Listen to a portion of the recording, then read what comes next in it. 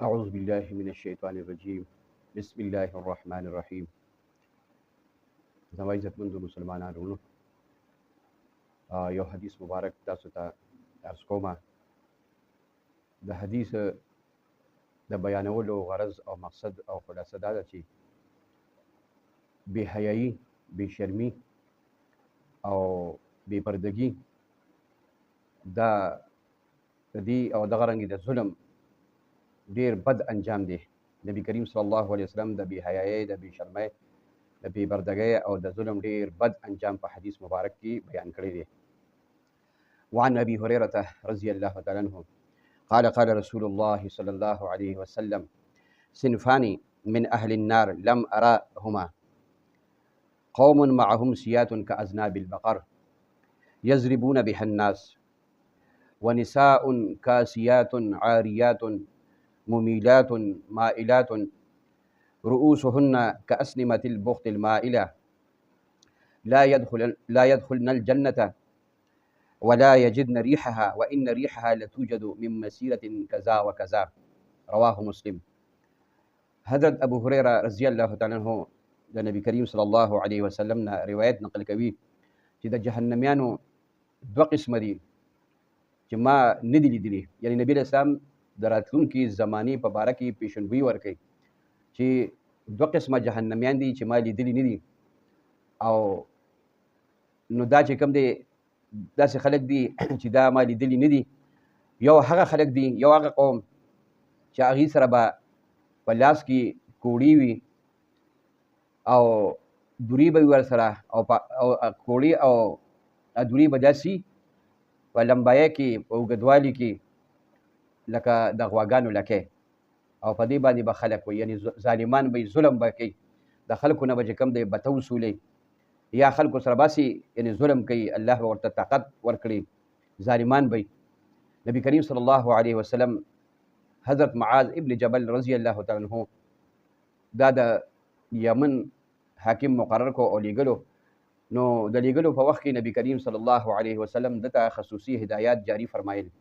نو په هغې کې یو خبره دا هم نبی کریم صلی الله علیه وسلم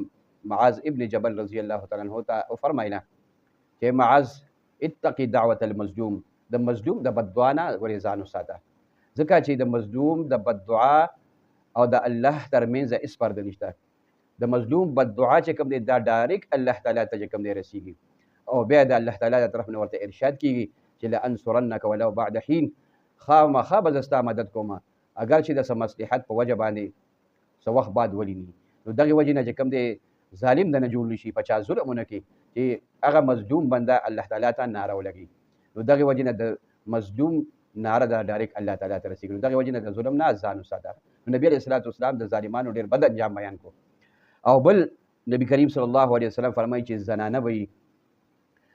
باوجود د دې چې کپړې به اغوستې وي او بربنډې لغړې به وي، کپړې به اغوستې وي او بربنډې لغړې به وي. کپړې به اغوستې وي مطلب دا شو چې یا خو به دومره باریک لباس اغوستې، دومره باریکې کپړې به اغوستې چې دا بدن به پکې دننه ښکاري، او یا به دویم مطلب یې دا دی چې یا به دومره چست او دومره تنګ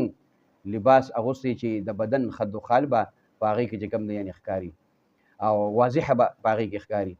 نو یو هغه زنانه، او بیا داسې زنانه چې یو خو به لباس تنګ اچولی، لباس به یعنې مطلب دی باریک اچولی چې په هغې کې به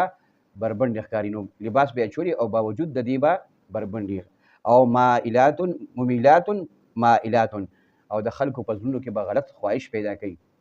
او خلک به ځان طرف ته مایله کوي، ځان طرف ته به متوجه کوي. یعنې د خپل ناز و ادا سره داسې د ناز و ادا قدمونه به په ځمکه باندې ایږدي،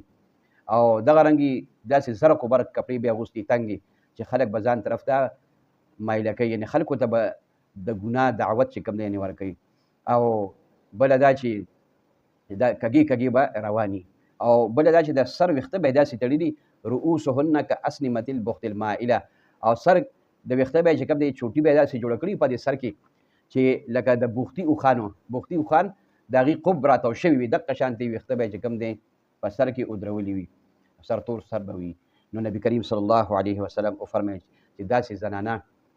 او داسې ظالمان لا يدخلن الجنة، نه به جنت ته داخل شي، ولا یجدن ريحها او نه به د جنت بوی محسوس کی حالانکه وان ريحها لتوجد من مسيره كذا وكذا حالانکه د جنت بوی نبی کریم صلی الله علیه وسلم فرمای چې په دومره نبی اسلام یو خاص اندازو فرمای چې دومره اندازه باندې د جنت د خوشبوئی چې کوم دی په دې فضا کې خوره ده نو دا دومره بدبخت خلک دي دا ظالمان او دا بے حیا بے شرم خزي چې خلکو ته د ګناه دعوت ورکوي خلک ځان طرف ته چې کوم دی یعنی مایله کوي نو دی به د جنت هغه خوشبوئی جنت ته داخله خو لري خبره ده چې د جنت هغه خوشبوئی به هم چې کوم دی د عزتمندو محسوسه نه کېږي نو ګوره دې نه دا معلومه شه چې یو د ظلم نه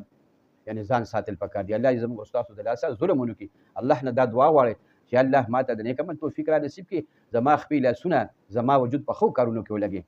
او دغه رنګې یا الله د فحاشۍ او د اوریانۍ خورولو نه مې چې کوم دی یعنې بچو ساتي زما عزتمندو نن سبا خلک چې کوم دی سوشل میډیا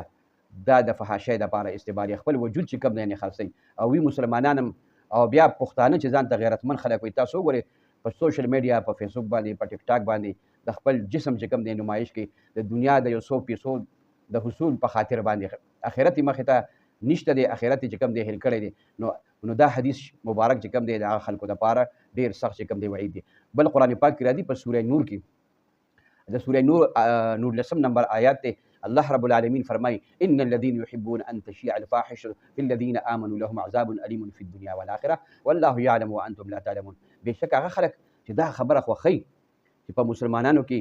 فحاشي او بهایي خوره کې یعنی دا خپل کاروبار وګرځي دا خپل چې کوم دی بزنس وګرځي او دا د هغې کار وي نو الله رب العالمین فرمایي دي څه وایي چې دوی به زمانه پاتې شي لهم عذاب الیم فی الدنیا والاخره الله وایي په دنیا کې هم دردناک عذاب او په آخرت کې هم تاسو وګورئ کوم خلک چې ټول عمر په فحاشۍ او ریانۍ کې تېر کړي د دې ترویج کوي د هغې هغه مرګ څنګه